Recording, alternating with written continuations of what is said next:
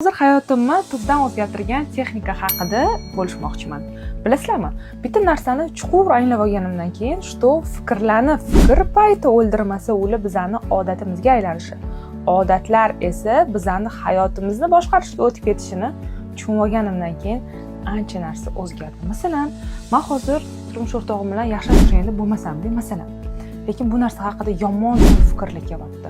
Bu baba odam bo'lmaydi, qon bilan kirgan jon bilan chiqadi, bu o'zi shunaqa, hech narsa bunga ta'sir qilmaydi, meni hayotim endi shunaqa o'tib ketadi. Qarasam, miyamdan chiqyapti shu narsa. Keyin o'yladim, nimaga faqat men bu fikrimdan negativ fikrlar uchun foydalanishim kerak. Ya'ni miyam lokatsiya, yomon fikr ham, yaxshi fikr ham bitta lokatsiyadan chiqyapti.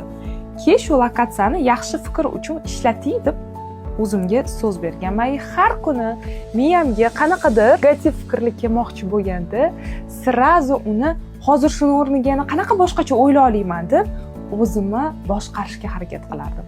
Qarabsizlarki, fikrlarim hayotimda odatlar esa hayotimda bitilgan chiroyli vaziyatlarga o'tishni boshladi.